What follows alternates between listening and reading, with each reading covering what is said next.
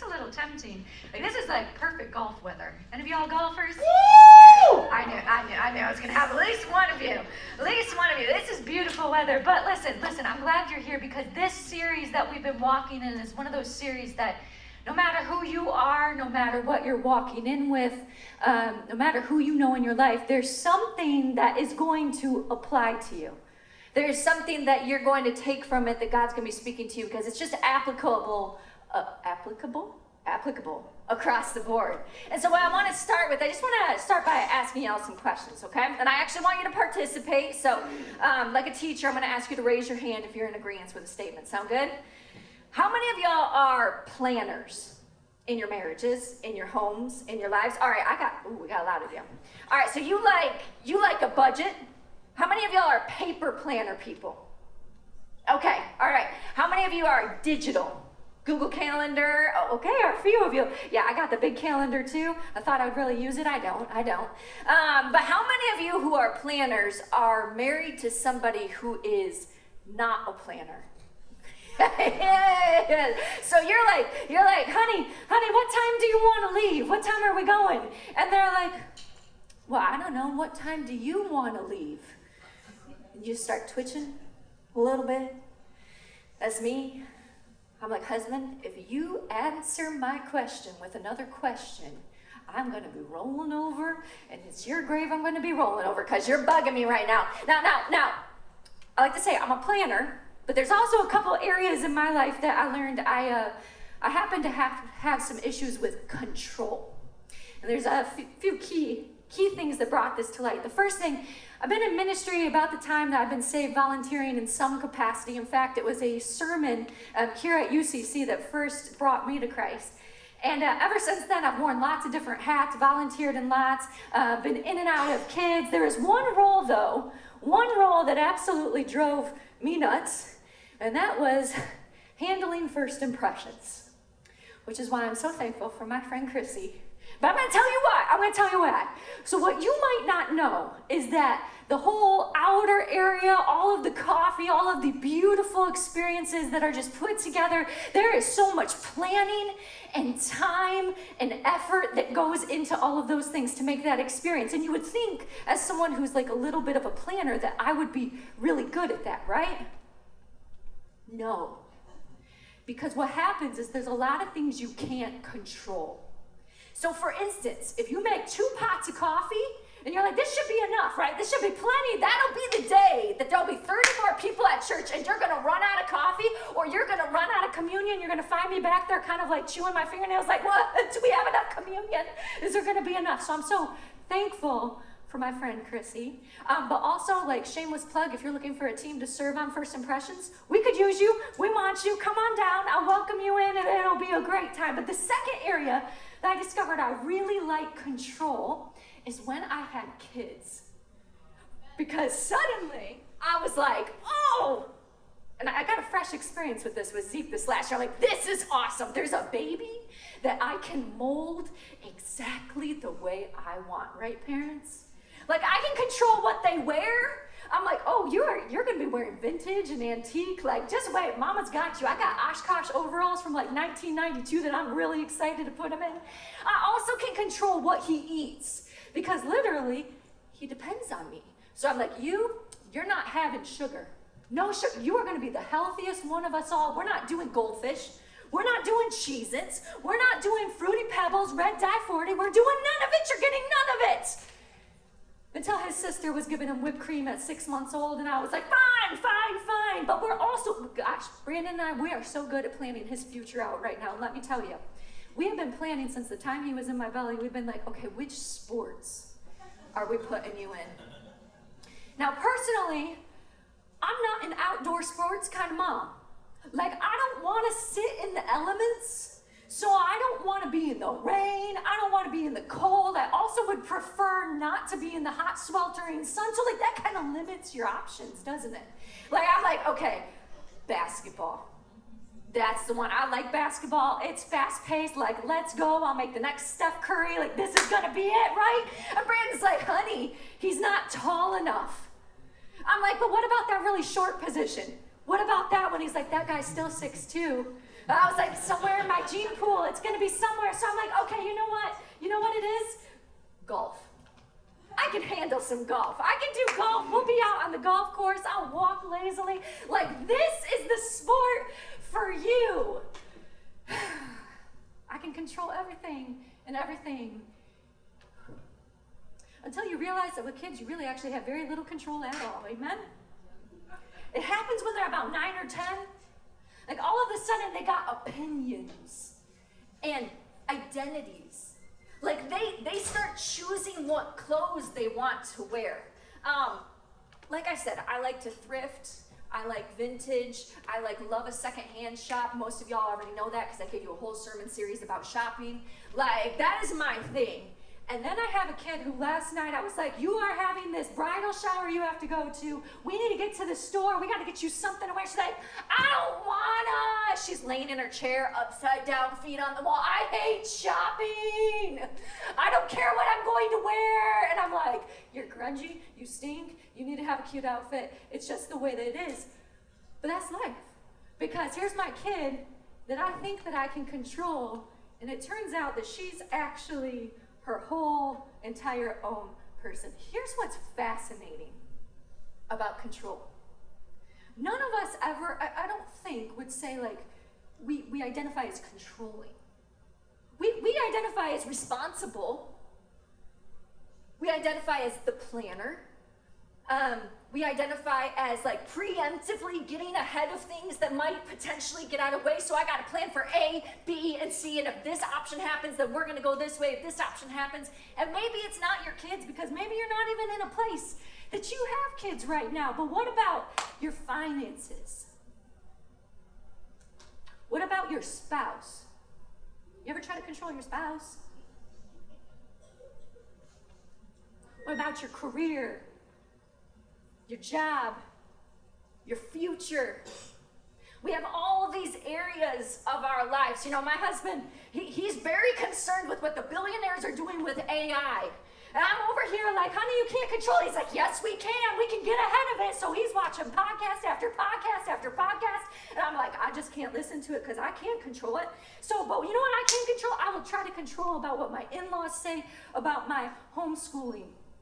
Or I'll try to control what my clients are going to do, how they're going to lose weight, make sure they're not eating this thing so I don't lose my job, so it doesn't affect my reputation. That was just very personal to me. You might not have any idea what I'm talking about there. That's just my life.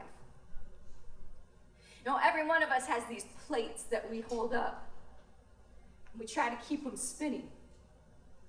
And spinning. And I actually thought it'd be really cool if I came in and tried to like spin some plates for y'all or juggle or something, but I'm not good at it and I didn't want to fail trying. So just envision that.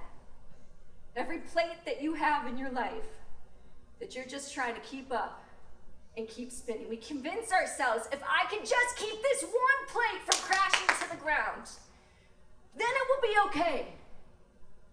If I can just uphold this one area of my life, well, 6 months from now, 12 months from now, a year from now, 40 years from now, then I will be okay. Then I will have peace. You know, for parents, sometimes it just even looks like, if I can just get my kid through high school, amen? And then if I can just get them through college, and if I can just make sure they marry the right person, well then, then I can sit back, I've done my job, I feel really good, and all is well with my soul. You know, control, it really is just our attempt to create certainty in a world that only God is in charge of. So where I want to dive in today and spend most of our time, there's two areas of the Bible, two people of the Bible that I find myself relating to the most. I wish I could say it was Ruth. We did that whole series on Ruth. I'm like, Ruth's got it going on. Like, she's so loyal. She's so gentle. Like, she's in a beautiful, beautiful place. But it's not Ruth that I identify with. The people I identify the most is with the two Sauls. We're going to talk about King Saul today. Not the Saul in the New Testament. We're going to talk about King Saul. And for those of you that might not be church people, you didn't grow up in church, you're like, I have no idea what we're talking about here. I'm going to give you a little background.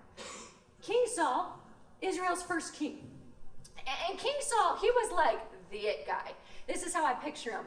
he walk into a room, like, I'm picturing he's probably, like, got some muscles. I feel like my brother, when he walks in a room, he's like, got this swagger about him. I'm like, I definitely think that that's how the king of Israel would just walk into the room. I picture him having like long, flowy hair, because everybody in the Old Testament in my mind just has this long, flowing hair. That's how I picture King Saul.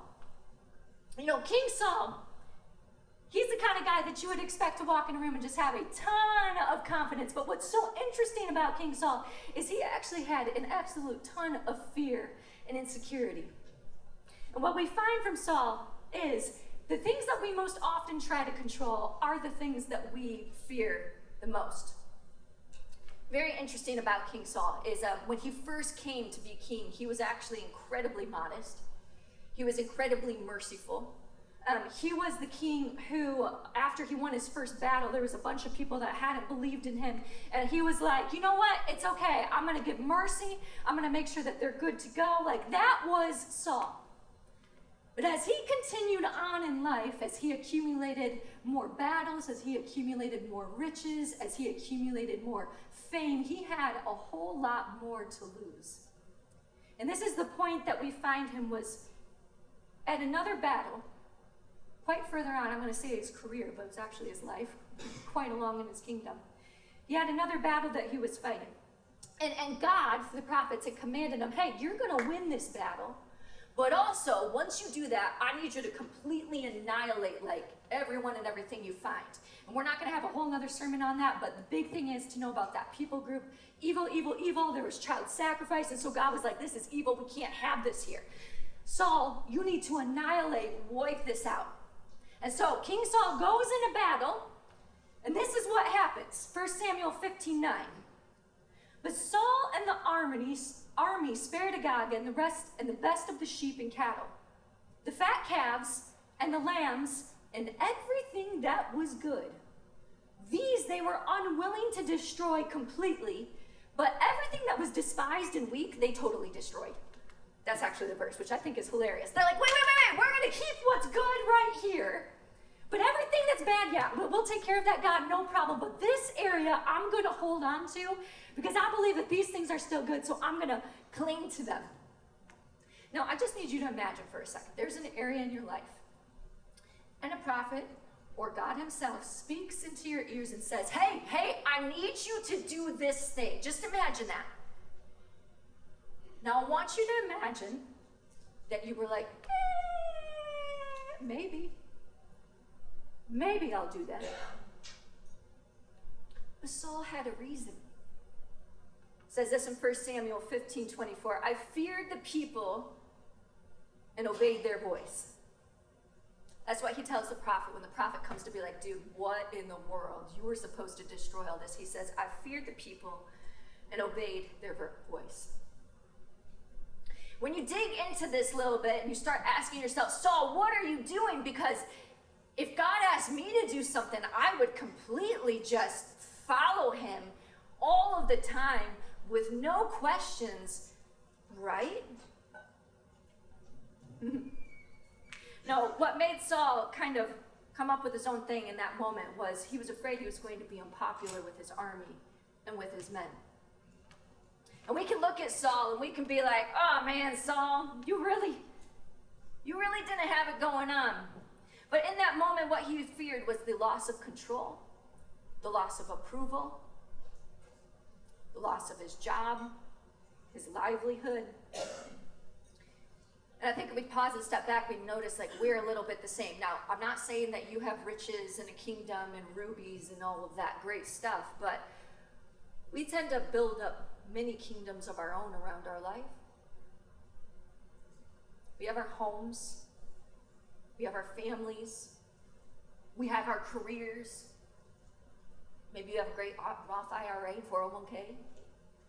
We build up these little kingdoms of our own, and what we're afraid of is, what if I try really, really, really hard and then the dream of the life that I wanted doesn't actually come to fruition? Or maybe the things that we fear look a little bit different, but But we don't fear that the army's not going to follow us, but we do fear if anyone actually knew what was going on in my life and what I dealt with, man, I would face rejection. I would face disapproval. There's not a single person that would want to be friends with me. Similarly, parents, we fear so much, amen? But we fear our kids are going to experience heartbreak, that they're going to experience injury, that they're going to experience a dream that gets crushed, or we fear that they're not going to follow the Lord. We have all of these very, very real fears. Man, go back to my husband. We fear that the economy is going to crash, and that in 6 months our houses are not going to be worth what they're worth right now, so should we start selling right now? Are many kingdoms that we build up around us, and so no, it might not look like Saul's kingdom, but we fear it nonetheless. You know, control, when we step back, control really is just fear dressed up in a fancy business suit to go out into the world. Let me ask you this question. What are you most afraid of losing in your life? Like, really most afraid of losing? Is it health? Is it reputation? Is it your family relationships? What is it that you're most afraid of losing? Because most of the time, what you fear the most, that is the area that you cling to the most. And that's not a judgment. It's a very human factor. We control in order to keep what we want, where our security is, where our stability is, where our comfort is. And the reason why this is so scary is because when we start fearing, we will let that fear take over, grab the wheel of our life, and we'll call it wisdom, and we'll say, this is what I should be doing best. Just like Saul in the moment wasn't trying to be disobedient. He just said, I fear I'm going to lose these people. And so wisdom says, let's give the people what they want in the moment. And so often the things that we try to control, they're not bad things. They're not. But it does reveal where we put our trust in. You know, I come back to this moment so much because what Saul was trying to control was not, it essentially wasn't bad. He wanted his people to follow him. He wanted his army to be on board with him. I mean, I don't know what it was like in the Old Testament, but I could also imagine if you have an army at your back and they're kind of ravenous and angry that, like, you know, you might be afraid for your life too. And so as we look in these moments, what we see is we're the same. We try to control good things in our life. Like, there is no parent in here that I'd be like, hey, you should just, you know, take your hands off the wheel of parenting. Just, Jesus, take the wheel. And whatever happens, just let the kids go about their merry little direction, carry on, like, woohoo! That is not what I recommend. Similarly, I don't recommend that you sit in a place and you're like, I'm not going to pay my bills today. Because you know what? God's got me. I'm just going to not worry about that bank account. I'm not going to look at it because God's got it. I don't recommend that. But what I will say is that when you look at Saul's life, so often the thing that we are trying to control becomes the thing in our life that we place our trust in. It becomes our security, our safety in that moment. So we see this with Saul. Again, 1 Samuel 15:30. Samuel is the prophet that comes and he tells him, dude, you messed up. This is paraphrased, by the way. That's not in the Bible. But he says, dude, you messed up. You disobeyed the Lord, the God. You disobeyed him. It's really interesting what Saul says next. He says, I've sinned, but please honor me before the elders of my people and before Israel. You know, think about that for a second. The thing that he is most worried about in the moment, Saul, is worried about what people will think. Because that's what he's put his trust in. What are people going to say about the things that I've done, about the things that I will do? It's where he has put his trust. Approval's become his security. So second uncomfortable question, I asked you, what are you afraid of losing? My second comfortable question is, what is it that you're working the hardest to protect in your life? Because it's never about the thing itself. It's not about money itself. It's about what can money provide you. It's not about your marriage itself. It's what does the marriage provide you. It's not about the relationships, the friendships themselves. It's about what do those relationships provide you. That area of your life that you're working so hard to control. That area of your life that you're clinging to desperately. That might be revealing where you put your trust in the most. So if they took away your bank account, would you be okay? If you got a diagnosis against your health and your health was taken from you, would you be okay? If suddenly there was a rift between you and a family member, would you be okay? If you lost your job tomorrow, and I'm not talking about physically okay, although that's part of it, would you be okay? If everything that you had today and now was stripped away, would you be okay? Because the thing that you're trying to protect the most and keep from surrendering, that is the area that you're probably putting your faith in the most. Oftentimes, it doesn't look like, I'm just trying to keep this area away from God. I'm just trying to protect this area away from God. A lot of times it just looks like if I can get to A, then I will have peace. If I can get to B, then I will finally feel enough. Then I can rest. I need to just ask, if that was true, then why are so many of us actually exhausted? I told you this was participatory, so now I'm going to ask you for, well, you don't have to raise your hands if you really don't want to. But I want to ask a very real question. How many of you walked in today, maybe on surface level, thinking, I'm okay? But when you crawl into bed at night, I think Pastor Chris talked about worry a few weeks ago. Your head spinning. How many of you spend time and energy constantly thinking about your bank account, where your kid's going to college? See, the problem with control is that control, it promises peace. It says you will have peace. When you get to this point, you will feel like it's enough. But all control really does is deliver pressure. Every single time. You know, Saul, he's actually living, well, he's dead now. But he's the living proof of this situation. The more Saul tried to hold on to his kingdom, the more he tried to control his people, the more he tried to give in to the detriment of what God was telling him to move forward in, the more he tried to do those things, the more ragged he became. There's a lot in Saul's life that if you don't know about, I definitely recommend you go and dive into, just to the fact of like he's chasing David down, who's supposed to be the person coming up behind him, and he's running himself ragged chasing David down. There's a lot going on. But when you try to control, what happens is you get the job, but now you got to hold on to the job. Or you have the family, and now you got to determine where every single part of your family is going to go. Or my favorite, you buy the house, and you're like, yes, I got the house. You guys might not be there yet, but it's coming. You get the house, okay?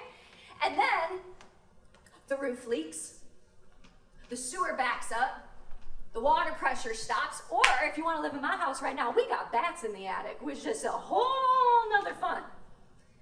But this is the house that I spent years dreaming about. But it's not about the house. It's about the thing that you're putting your trust in.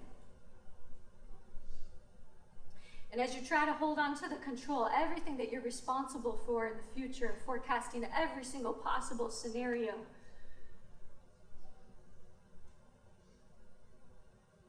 I think I am going to ask you, how many of you are tired?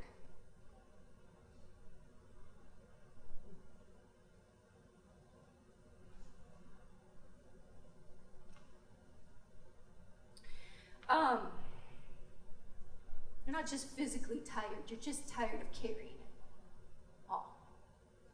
You're tired of trying to control, think about, forecast, plan for. And control tries to give you the peace, but all it delivers to you is the pressure of holding up every single plate. And as I was writing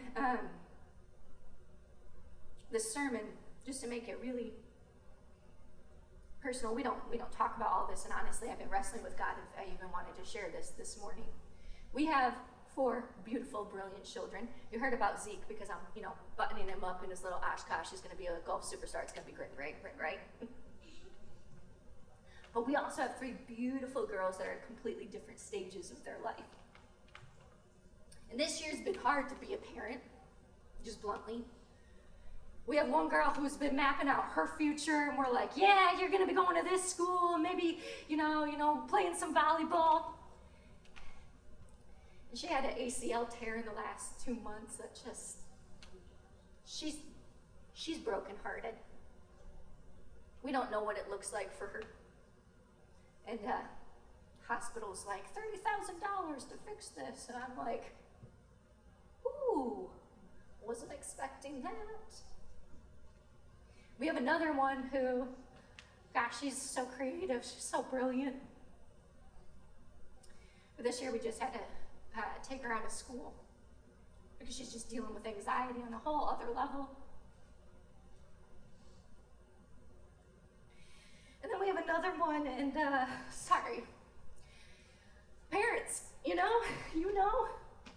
you want everything for your kid. You want them to have the most brilliant future they could possibly have, and you want to protect them from the world and everything the world's going to bring and throw at them.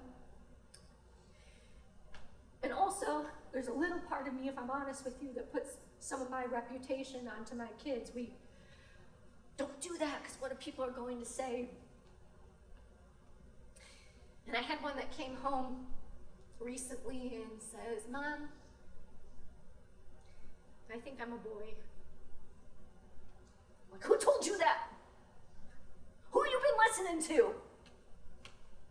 And immediately my instinct is, I gotta come around you because first of all, I'm a preacher. I can't be having you all in the world dealing with all these things. My second thing is, I gotta protect your identity. I feel that rush to just come in and I'm gonna fix it. And no, you're not. And here's what we're going to do.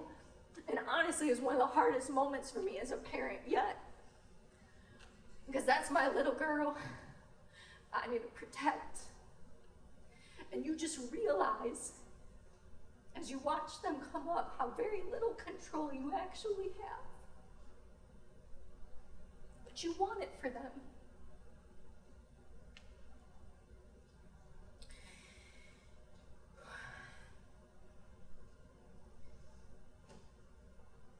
But what I've come to realize is we never actually have control. We have an illusion of control. And I know I've been leaning into the parenting really hard, so I'm going to speak to the youngers in the room just for a second. If there's anything we were to give you as an older generation, it would be for you to know that you're going to plan, and you're going to look to the future, and you're going to forecast. But when you think you have control, know that it is actually just an illusion. But that's not a bad place to be. Because here's the hope. The lie that Satan first told Eve was, if you know everything that God knows, well, then you will have freedom. If you have control, then that's going to produce the peace. It's going to produce you being the own God of your universe.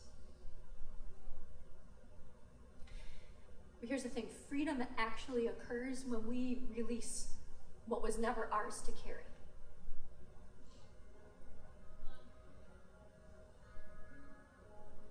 The freedom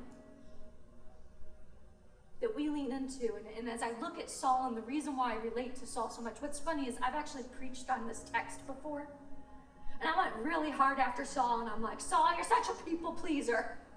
Saul, quit needing the approval of other people. But as I sat with this text for the second time, what sank into my heart was the realization that Saul, in all of his humanity, was just trying to hold his life together, which is what we try to do. We try to hold our life in our hands, and we try to lift it up, and we keep those plates spinning. You got your careers, you've got your sports, you've got your applications, you've got your marriage, if I can marry the right person, you got your friendships, if I can have the right life, if I can have the beautiful house, if I can have it all, man, if I can just keep in control, I'm going to stay safe, I'm going to stay protected. But the thing is, God already promises that for you. It's what he has for you. You know, following Jesus, and the longer I follow Jesus, the more that I recognize that it's not about having this perfect life all planned out. No, following Jesus is about laying my burden down because he's already got it planned out. My trust is that he holds my universe in his hands. That's my faith. That's my trust. It's because he says, come to me, all who are weary and burdened, and I will give you rest. Notice what he doesn't say. He doesn't say, I'm giving you a 5-year, 8-step program to have enough security and stability the rest of your life. He doesn't say, come to me and I'm going to explain everything about why your family functions the way it does, or I'm going to tell you about which career path to follow. He does some of that for you, but what he doesn't say is, come to me and I'll give you certainty about how your life, your children's lives, their children's lives are going to unfold. He says, I will give you rest. And I know some people push back on me. What's rest? I'll rest when I'm dead. I don't need to rest. But here's the thing.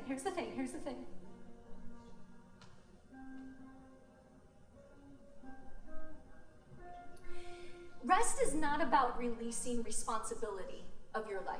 Like I said, it's not about sitting back and be like, I'm not going to go to work today because God's got it. It's not about saying, I'm not going to protect my children or do what's best for them.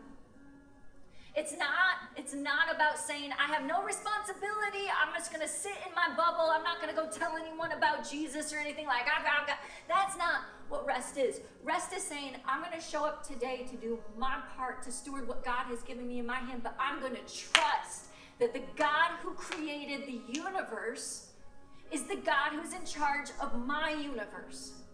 Which means I don't have to carry it in my mind 24/7. It means I get to come in and I get to come to this altar and I say, God, I give you my children. God, I give you my marriage. God, I give you my career. God, I give you my college application. I'm going to do what you've told me to do today, but the rest of it, my faith, Lord, is in you.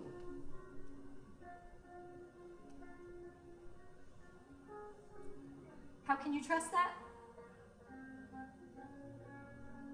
Look at the grave. And I think this is what's so important is the moment the serpent whispered to Eve and said, you can have it all, you can have control, you can have it all, and sin entered the world, that same moment, God had a plan of a son who was going to hang on a cross and rise again in an empty grave to free us from that sin. That's the God that we serve. And if he planned for the cross, if he planned for an empty grave, do you know what he planned for you? Every single promise in the Bible that says, I will never leave nor forsake you. I know the plans that I have for you. Plans to prosper you. The plan says, I can free you from every chain and every addiction. He says, give me your children because I will take them. That's the God that we serve today. And so really, really practically, okay, Ashley, that sounds nice, but what do I do with that? Because I still walk out of here with my life, right? I think there's really 3 questions that you just ask very, very simply with every situation. It's not fancy, but I teach it to my clients. All right, God, here's a situation. What is what is mine to carry? Very reasonably, what is yours to steward? Maybe it's your grades, your studying. That's yours. That's yours to carry. You might not always be able to control if you understand statistics or not. I don't. I don't know why I tried, but I don't understand it, but I did study. I did try. That's yours to carry. Your job, showing up well, loving your family, looking your child in the eye and telling them, you are perfectly and wonderfully made. Let me point you to a Jesus who made you that way. That's yours to carry. And then you go, okay, God, what is mine not to carry? What is theirs to carry? And this is often when you have moments where you're like, okay, my boss is being a really big jerk, and I don't know what to do with this. Or Lord, I have to make this decision, and I'm so afraid of what people are gonna say about me, what they're gonna think about me if I make this decision. That's not yours to carry. That's theirs to carry. Okay, Lord, but my daughter, she's about to marry this guy that I just really don't know about this guy. You can tell her. But then guess what? That's not yours to carry. That's theirs to carry. And then the third is, what is God's to carry? Because there's even things sitting here that I would fret over, like, Lord, what if so-and-so doesn't really know you? God, what if my children never come to understand the goodness that you have for them? That's a big one for me. It's not yours to carry. It's God's to carry.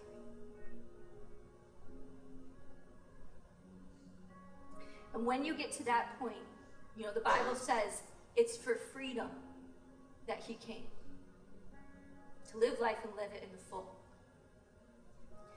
You can then rest knowing you've done your piece, and that there's a God way bigger than you or me who knit together the plans of the universe, who's going to take the rest. And so what I want to do is I just want to pray over each of you. And what we're going to do is we're going to invite you to take communion. What we do is every Sunday we take communion. There's a communion station here with gluten-free, and there's a communion station here. And we're going to worship. And I'm going to invite you to lay it down. Whatever it is that you've been holding, that you walked in, I know some of you have heavy things that you've been holding. There are bills you're not sure how to pay. There are family relationships you're not sure how to mend. There is diagnoses that have been received that you don't know what you're going to do with those. There are children, sweet children, some adult children that you're still praying over today. I invite you to lay it at his feet. Rest. Sing. Because fear is not my future. You're resting into the promises of what God has, not what you are holding together, trying to control in the palm of your hand. Amen? Father, Lord, you just love this group of people. You love who they are. You love how you've created them. And Lord, I would just ask as you just come bring just a spirit of rest just upon this room, Lord. Allow the people in this room to take what they've been carrying and lay it at their feet. Show us, Lord, what are the things that you have for us to carry, but then what are the things for us to just release, surrender, and control, and trust that you are way bigger than we could ever be. Lord, I pray that we would be a group of people, a church of people, that as we would gather, we would do the things that we would bring to your service, Lord, but that ultimately we would know that you are in control. That we would release the control over our life to you. Lord, I pray this all in Jesus' name. Amen.